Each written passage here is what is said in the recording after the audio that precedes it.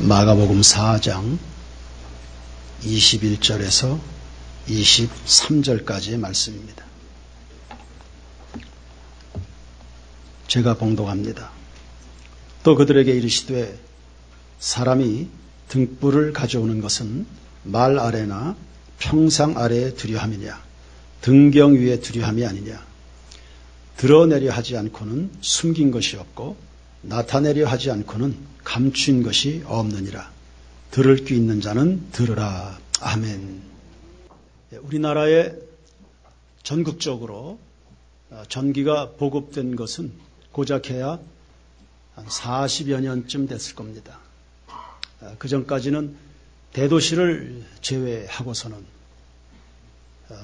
대부분의 지역에서 촛불이나 등잔불을 의존했습니다.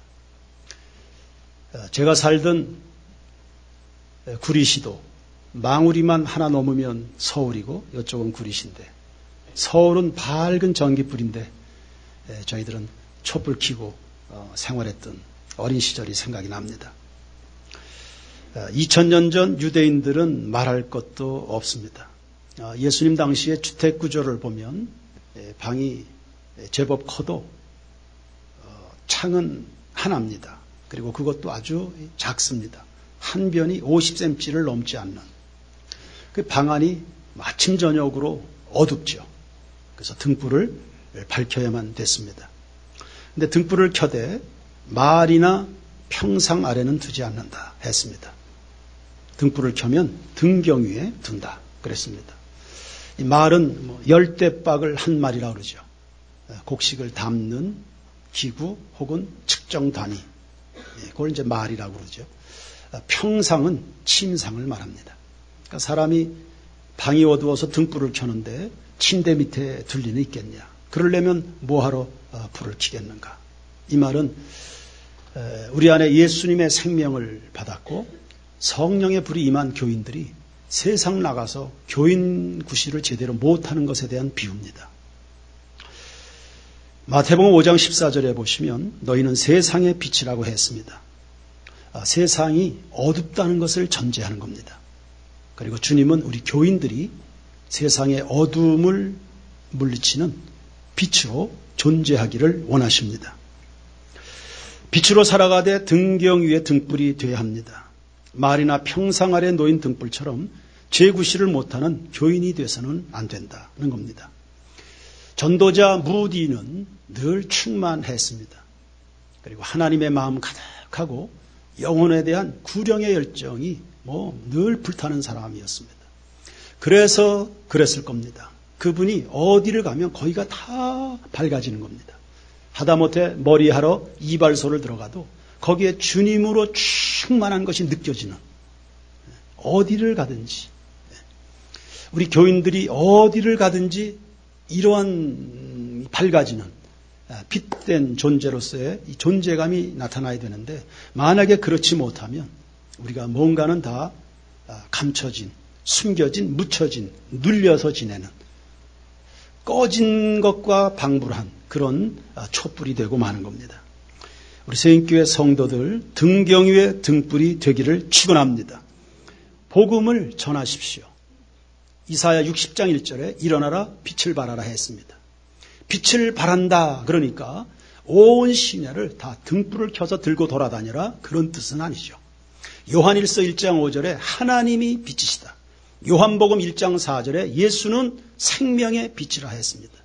시편 119편 105절에 보니 주의 말씀은 내 발의 등이요 내 길의 빛이라 했습니다. 그러니 너희가 세상에서 빛으로 살아가라, 빛의 자녀가 되라, 너희는 세상의 빛이다. 교인 구실을 제대로 하고 살아간다는 것은 하나님 이야기, 예수 사랑 이야기, 복음으로 말미암아 세상이 변화되고 꿈꾸는 세상, 아름다운 세상, 깨끗한 세상, 올바른 세상, 축복받을 그런 세상, 하나님의 말씀을 삶의 주변에 뿌리는 이것이 바로 빛된 성도의 삶인 겁니다. 요나가 니느웨 성을 구원했습니다. 어제까지만 해도 심판받아 마땅한 아주 절망적인 도시였습니다. 하나님이 요나를 니느웨로 보냈습니다. 네가 니느웨의 빛이 되어주라. 주님의 부르심이 있었습니다. 요나가 그 성에 들어갔습니다. 둘레가 약 96km 정도 되는 굉장히 큰 성읍입니다. 3일 길을 꼬박 다 다닐 수 있는 그런 성읍인데 요나가 그냥 하루 정도 복음을 전했습니다. 40일이 지나면 니느웨 성이 무너집니다. 회개하십시오. 돌아오십시오. 그가 니느웨 성에 들어가서 등불 들고 돌아다닌 게 아니라 하나님의 말씀을 증거했습니다. 하나님께로 돌아와야 삽니다. 회개하지 않으면 다 망합니다. 그리고 그 기간은 40일밖에 주어지지 않았습니다. 기회는 40일입니다. 돌아오십시오. 회개하십시오. 그 말씀에 성령께서 역사하셔서 12만 명이나 되는 사람들이 주님께로 돌아오게 됐습니다. 이것이 세상의 빛으로 살아가는 성도의 모습입니다. 교인으로 살면서 이 복음의 빛을 하나도 전하지 않는다면 그건 스스로 등불을 켜서 등불 아래에 감춰놓은 그런 교인이 되는 겁니다. 복음을 전하자면 용기가 필요할 것 같으죠. 굉장히 부담스럽게 느껴지시죠. 두 가지 방법을 소개합니다. 첫 번째는 직접 복음을 전할 용기가 없으면 은행은 다 다니시죠. 그리고 병원도 다닐 겁니다. 그리고 다들 아파트 생활합니다. 140번 손님 앞으로 나오세요. 그러면 그때 전도지를 이렇게 준비하고 갔다가 여러분이 앉았던 자리에 전도지를 하나 이렇게 놓고 일어나는 겁니다. 3번 환자 들어오세요. 그러면 그 자리에 전도지 하나 이렇게 놓으시고 누군가는 그거 다 이게 뭔가 싶어서 다 보거든요. 그것이 아무것도 아닌 것처럼 그렇게 생각하지 마시고요. 아파트 생활 다 하는데 꼭 엘리베이터를 탈 필요 뭐 있습니까? 한층 두층 걸어 다니면서 아랫집, 윗집, 옆집 전도지 하나 이렇게 다 꽂아 놓으십시오. 그 일이 아무것도 아닌 것처럼 생각하시면 안 됩니다. 중국 선교의 포문을 연 선교사가 허드슨 테일러입니다. 그전에도 그 이후에도 많은 선교사들이 중국에 들어갔지만 중국 선교 그러면 허드슨 테일러입니다. 이 허드슨 테일러가 어린 시절에 방황하는 소년이었습니다. 어머니가 그 아들 위해서 기도 많이 했습니다. 이 허드슨 테일러가 방황하다가 어느 날 누군가 전해준 전도지를 읽고 돌아서게 된 겁니다. 그 사람 혼자 예수 믿게 된 겁니까? 그 예수를 믿게 되고 사람이 변화되더니 내 선교사 해야 되겠다. 그리고 내 중국으로 들어가야 되겠다. 중국도 다들 대도시 중심으로, 대도시는 다 해안가에 있습니다. 난 중국 내륙으로 들어간다. 아주 칠흑 같은 경제적으로도 환경적으로도 아주 칠흑같이 어두운 중국 내지로, 오지로 들어가서 복음을 마을마다 이렇게 전하게 됐습니다. 그렇게 선교사들이 헌신한 그 결과 지금은 중국이 전 세계에서 예수 믿는 인구가 제일 많은 민족이 됐습니다. 약 1억 5천만 명입니다. 미국 다음쯤 되겠죠. 그리고 이 중국 교회가 일어나서 지금은 전 세계 100만 명의 선교사를 보낸다. 중국 교회들이 지금은 전 세계 선교사들 제일 많이 파송한 선교 대국이 되어 있습니다. 중국이. 전도지 한 장 아무것도 아닌 것처럼 그렇게 생각하지 마십시오. 무슨 일이 일어날지 이거는 아무도 가늠할 수가 없는 겁니다. 주님의 마음을 따라서 그냥 우리는 전하는 것뿐입니다. 하나님이 여러분 그 중심을 써주실 줄로 믿습니다. 어떤 성도는 찬송가 511장을 부르다가 은혜를 받았습니다. 멀리 가서 이방 사람 구원하지 못하나 내 집 근처 다니면서 건질 사람 많도다. 천사처럼 말 못하고 바울처럼 못하겠지만 그러나 예수께서 구속하신 그 소식은 내가 알려줘야 되겠다.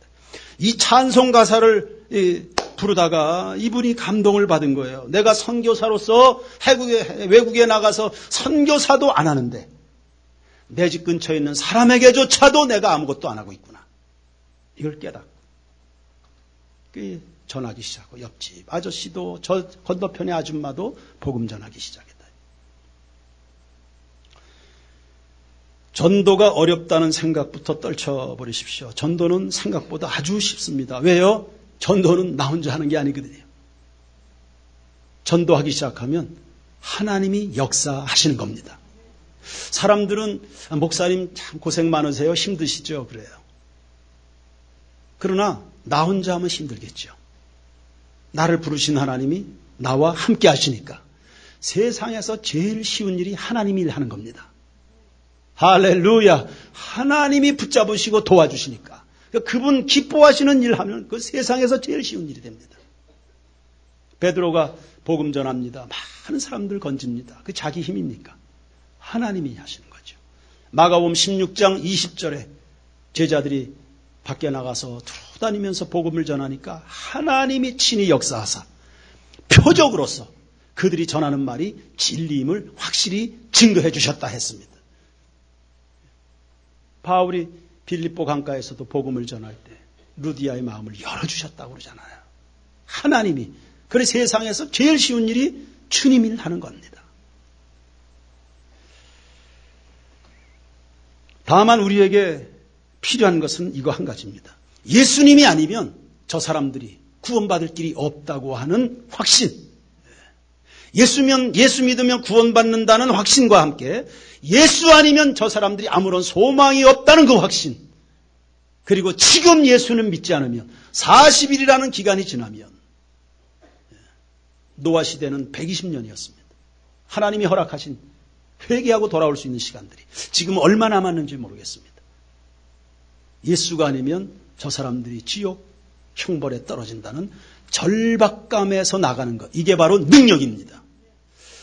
어떤 한 죄수가 어느 날 막 이팔이 아프다고 막 깜빵에서 땡떼굴 굴렀습니다.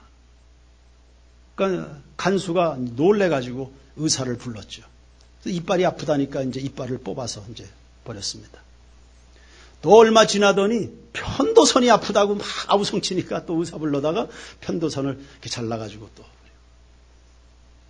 또 조금 지나더니 맹장이 아프다고 그래가지고 또 의사가 와서 또 해서 맹장 떼어버리고. 간수가 가만히 이렇게 보니까 요놈이 잔머리를 부리는 거야.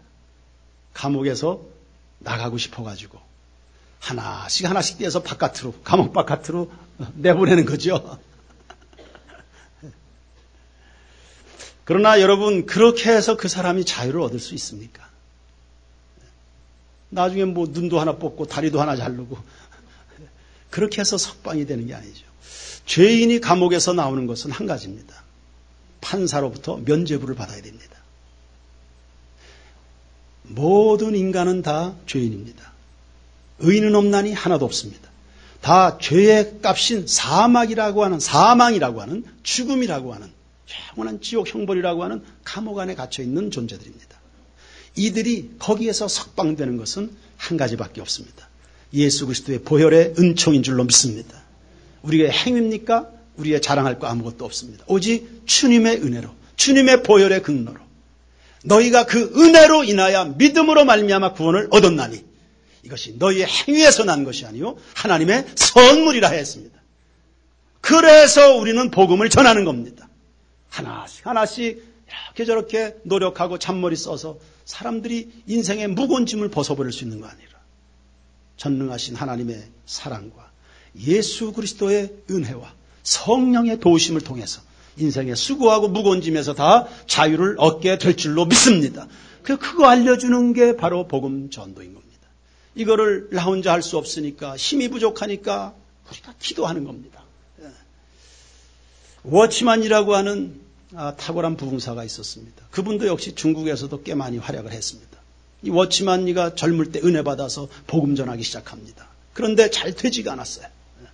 열심히 노력하는데 열매가 잘 열리지 않는 거예요. 그래서 선배 선교사님을 찾아서 상담을 했습니다. 내 전도하고 싶고 내 가슴이 뜨끈뜨끈하고 내 복음 전하고 싶은데 열매가 없다.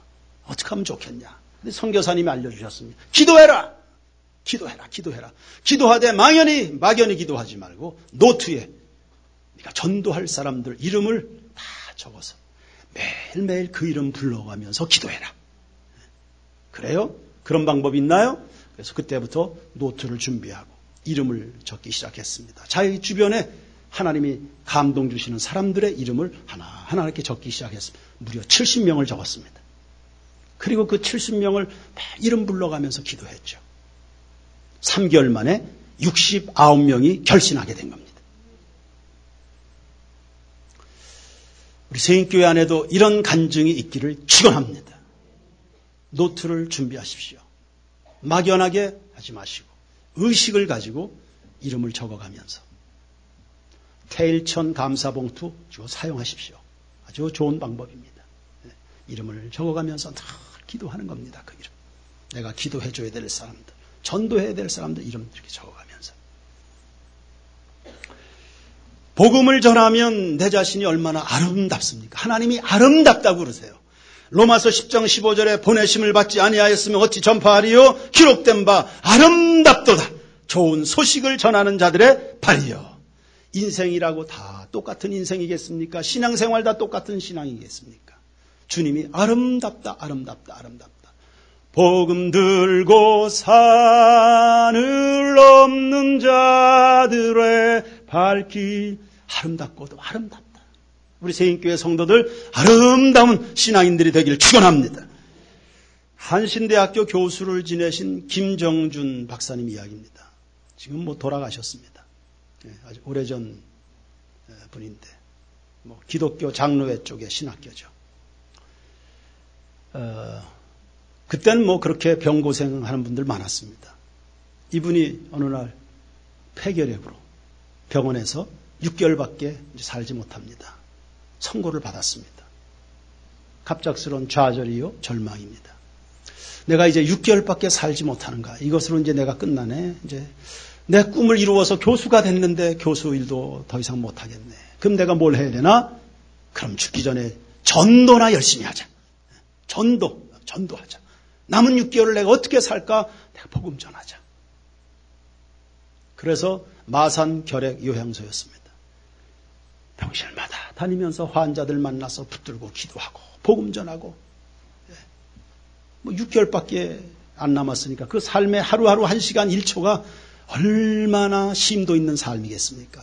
그게 바로 전심의 삶이 됐을 겁니다. 여유가 없잖아요. 이제 여유가 기회가 없잖아요. 6개월이라니까. 열심히 복음을 전하고 기도. 본인의 병이 다 깨끗이 나아버린 거예요. 복음 전하다가. 이런 이야기는 한두 번의 이야기가 아닙니다. 이러한 예화는 수도 없이. 성도 여러분, 인생 살다 보면 걱정들이 많죠. 이것도 걱정, 저것도 걱정. 걱정이 한두 가지 아니잖아요. 성도 여러분이요, 염려는 내려놓으시고요. 하나님을 사랑하시길 바랍니다. 사랑하되 전심으로 사랑해 보십시오. 하나님께서 기뻐하시는 그 일을 위해서 여러분이 전심으로 마음을 들여보십시오. 여러분의 삶에 분명히 놀라운 일들이 일어나게 될 줄로 믿습니다. 하나님 살아계시고 그분은 자기를 찾는 자들에게 상 주시는 분이시라 했습니다. 걱정에 눌리지 마시고 하나님을 사랑하십시오. 하나님 사랑하십시오.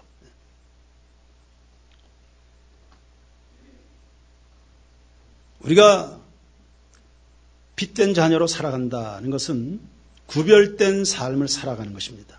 에베소 5장 8절에 너희가 전에는 어둠이더니 이제는 주 안에서 빛이라. 빛의 자녀들처럼 행하라. 빛의 열매는 모든 착함과 의로움과 진실함에 있느니라 말씀했습니다. 마태복음 5장 16절에도 이같이 너희 빛을 사람 앞에 비추게 하여 저희로 너희 착한 행실을 보고 하늘에 계신 너희 아버지께 영광을 돌리게 하라고 말씀했습니다. 성도들이 등경 위에 있는 등불로 살아간다. 세상과는 다른 삶을 살아가는 거죠. 다르니까 그것이 매력이 있는 겁니다. 똑같아서야 무슨 매력이 있겠습니까? 누가 그런 삶을 주목합니까? 다른 것이 경쟁력 아닙니까? 하나님과 피조물은 다릅니다. 이걸 구별됐다, 거룩하다고 이야기하는 겁니다. 교회와 세상이 달라야 교회지요. 부모와 자식이 달라야 그게 부모의 급이 되는 거죠. 부모가 애들하고 매일 싸웁니다. 왜요? 똑같으니까. 다른 게 없으니까. 어른과 아이들이 달라야 그게 권위죠. 교회 성도들의 권위는 달라야 권위가 되는 겁니다. 달리 살아야지. 달리 살아야지. 이 세대를 본받지 말라고 말씀하지 않습니까? 우린 세상이 알려주는 방식대로 살지 않고 오직 믿음으로. 오늘 대표기도하는 집사님 기도 내용을 따라서 가다 보니 계속 믿음, 기도, 말씀 계속 그 이야기만.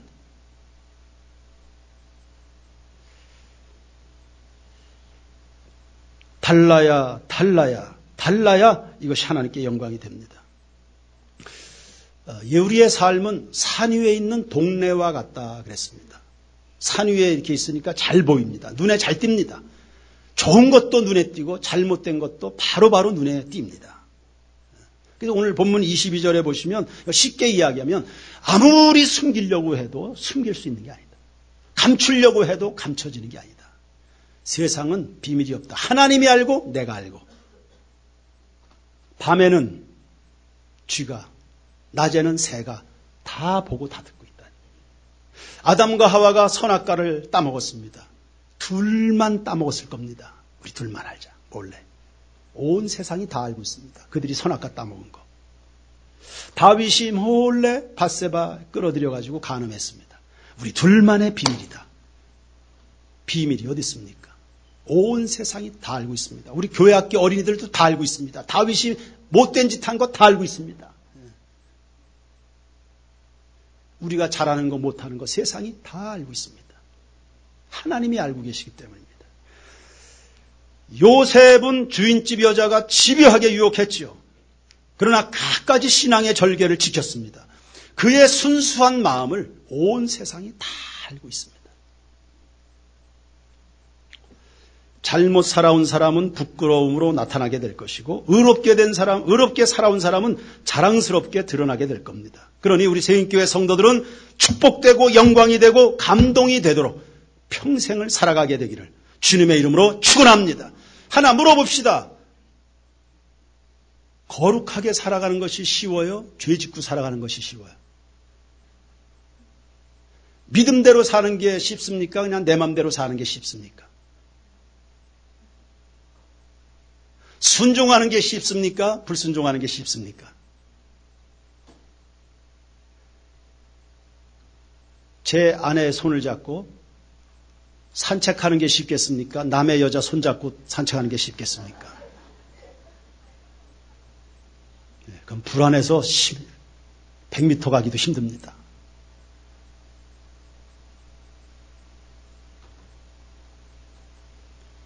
줄도 그냥 이렇게 쭉 그면 뭐 편하긴 하죠. 편한 거하고 좋은 거하고는 정말 다른 겁니다. 쭉 그면 뭐 쉽죠. 그런데 줄은 자를 대고 거야지. 그러니까 반듯하게 원하는 그림을 만들어낼 수 있습니다. 원도 그냥 이렇게 그립니까? 콤파스로 이렇게 해야지 제대로 원을 예쁘게 만듭니다.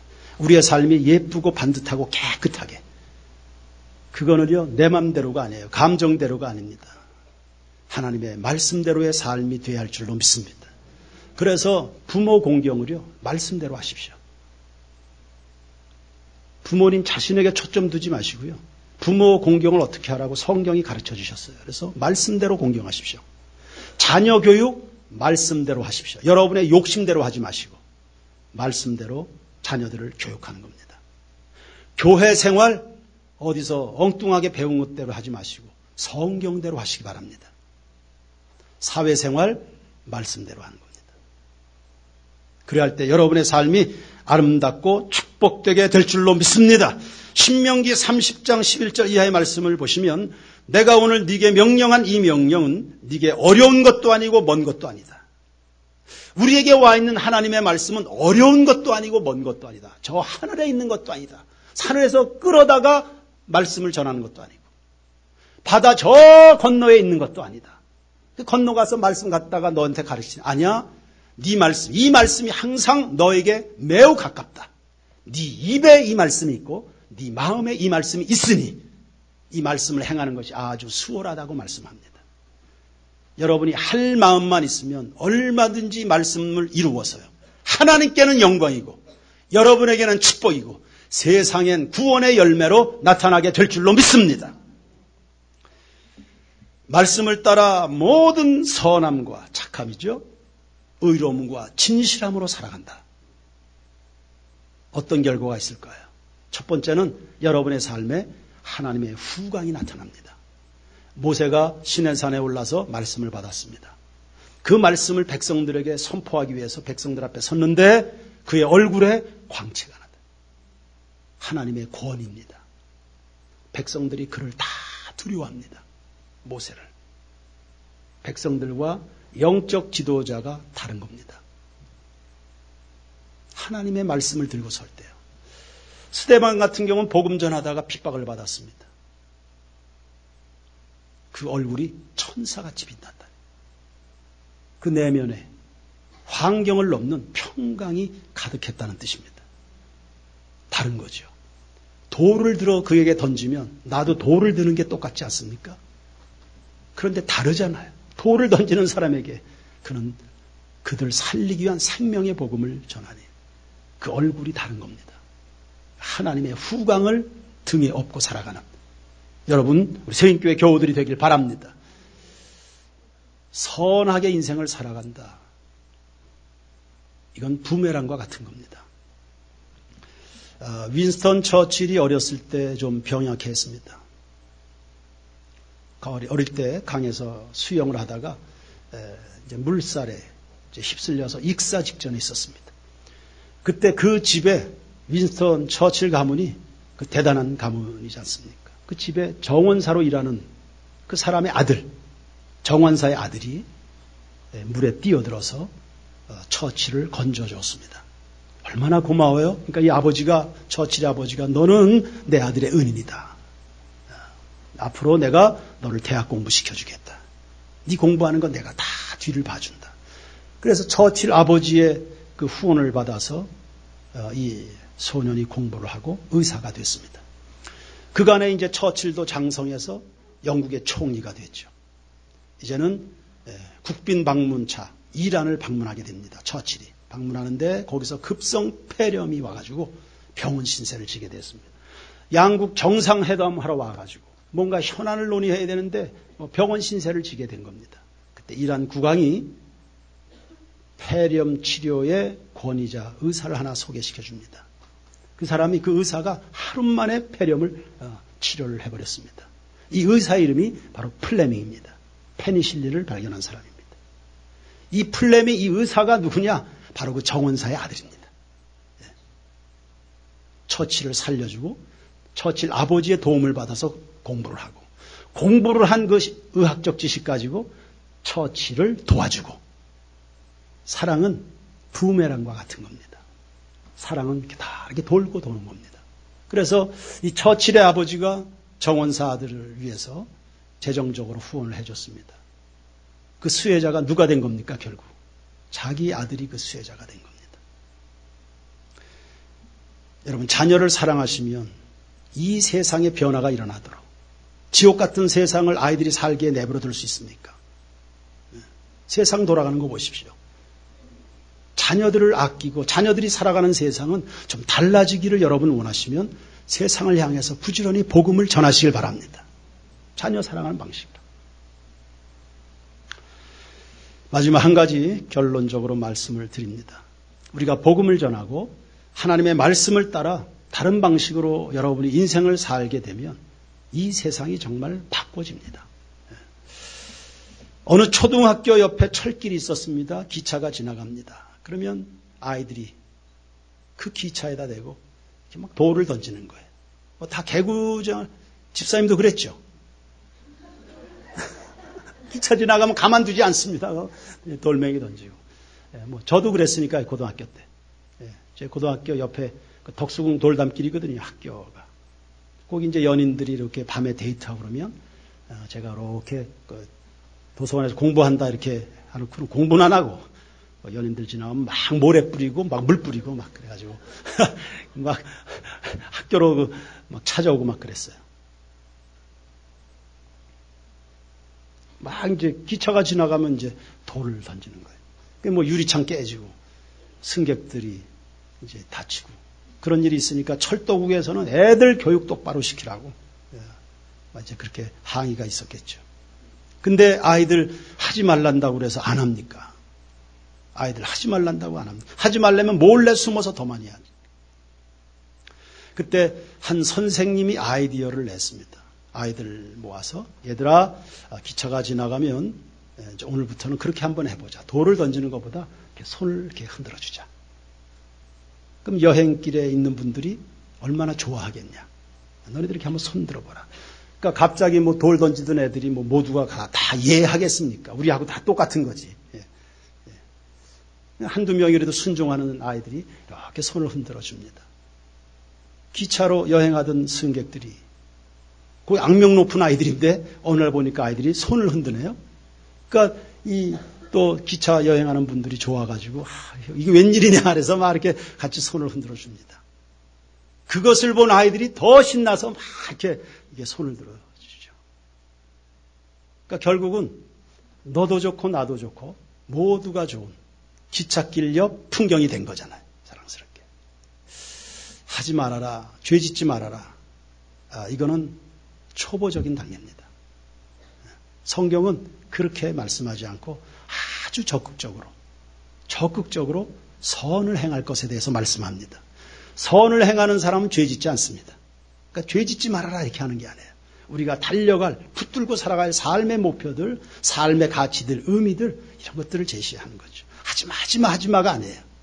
손을 흔들어 주거라.